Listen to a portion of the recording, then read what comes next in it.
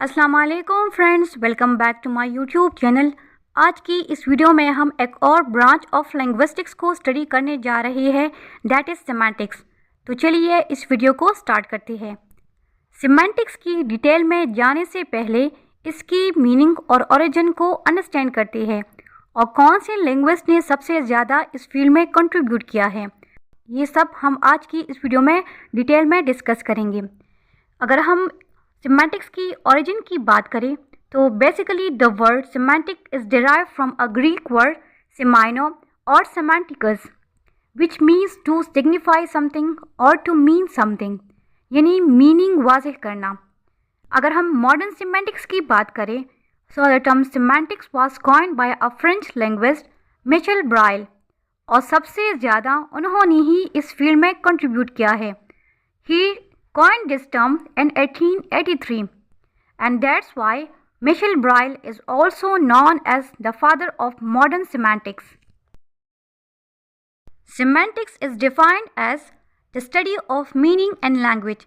किसी भी लैंग्वेज में वर्ड्स की मीनिंग की स्टडी को सिमेंटिक्स कहते हैं, चाहे वो वर्ड्स उर्दू लैंग्वेज के हो, इंग्लिश लैंग्वेज के हो या किसी और लैंग्वेज के हो। तो किसी भी लैंग्वेज के वर्ड्स की मीनिंग की स्टडी को हम सिमेंटिक्स कहते हैं, या हम सिमेंटिक्स को यूँ भी डिफाइन कर सकते हैं, the branch of linguistics which studies the relationship between words and how to draw meanings from those words, यानी वर्ड्स, फ्रेजेस और सेंटेंसेस के दरमियान रिलेशनशिप क्या है और फिर उसकी मीनिंग कैसे ड्रॉ करते हैं या मीनिंग कैसे निकालते हैं।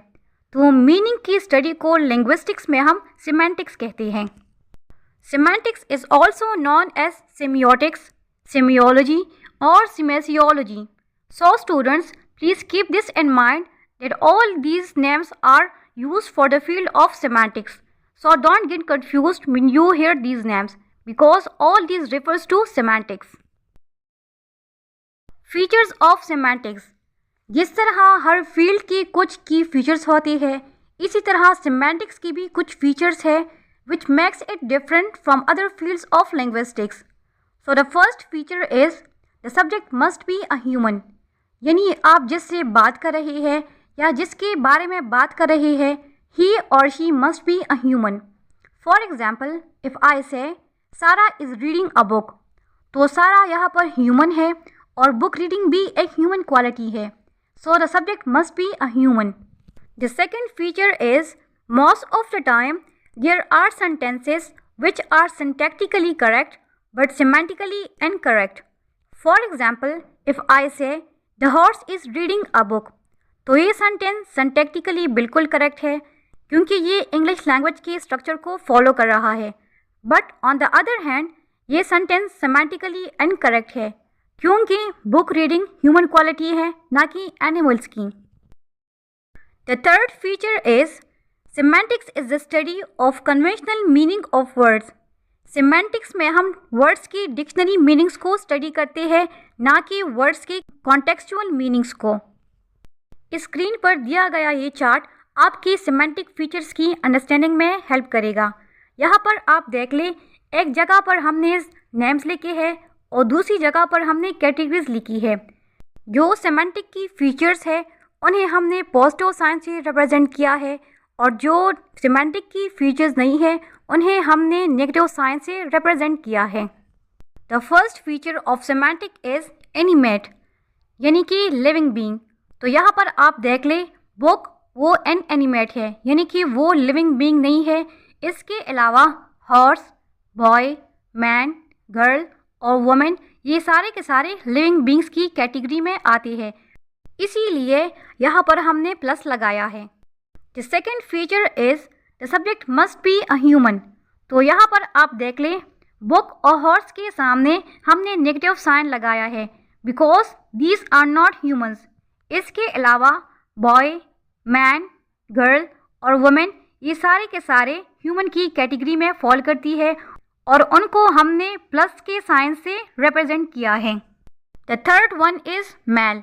तो यहाँ पर आप देख लें, बुक के सामने हमने नेगेटिव साइन लगाया है क्योंकि वो एनिमेट है, लेकिन हॉर्स के सामने हमने प्लस का साइन लगाया है क्योंकि हॉर्स वो मेल है और इसका अपोजिट मेयर है, तो यहाँ पर हमने हॉर्स के सामने प्लस का साइन लगाया है। इसी तरह हमने बॉय और मैन के सामने प्लस का साइन यूज़ किया है क्योंकि ये दोनों मेल की कैटेगरीज में आते हैं, लेकिन गर्ल और वुमेन के सामने हमने नेगेटिव साइन यूज़ किया है क्योंकि ये मेल की कैटेगरी में फॉल नहीं करती। The fourth one is adult, तो बॉय और गर्ल के सामने हमने नेगेटिव साइन लगाया है because they are not grown ups and do not fall in the category of adults. On the other hand man, women और हॉर्स, इनके सामने हमने प्लस का साइन लगाया है because all of them fall in the category of adults. और book को हमने एक्सक्लूड किया है क्योंकि ये एन एनिमेट है, इसीलिए इसके सामने हमने नेगेटिव साइन लगाया है। There are three types of semantics which includes formal semantics, lexical semantics and conceptual semantics. Let's understand all of them one by one. The first type is formal semantics. Formal semantics में हम words और sentences की पीछे reality को discuss करते हैं। Language जो functions perform करती है उसका रियलिटी से क्या रिलेशनशिप है, क्या उन वर्ड्स, फ्रेजेस और सेंटेंसेस का रियलिटी के बगैर कोई एग्जिस्टेंस है भी या नहीं।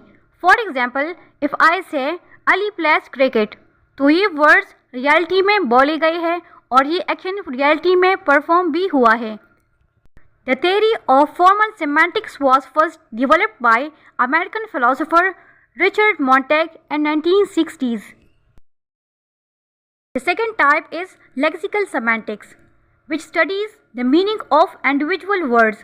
Lexical semantics में हम individual words की meaning को study करते हैं क्योंकि same words की meaning different sentences में different होती है।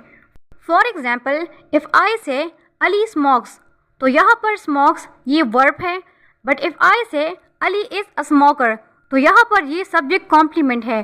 तो lexical semantics में हम individual words की meaning को study करते हैं क्योंकि सेम वर्ड्स की मीनिंग डिफरेंट सेंटेंसेस में डिफरेंट होती है और इसी को हम लेक्सिकल सेमांटिक्स कहते हैं। The third type is conceptual semantics. Conceptual semantics में हम वर्ड्स की जनरल मीनिंग को स्टडी करते हैं जिसको हम डिक्शनरी मीनिंग भी कहते हैं। फॉर एग्जाम्पल, अगर मैं डिक्शनरी में डॉग के वर्ड को सर्च करूं तो वहाँ पर ये एनिमल को रेफर करेगा, इसी को हम कॉन्सेप्चुअल सेमांटिक्स कहते हैं।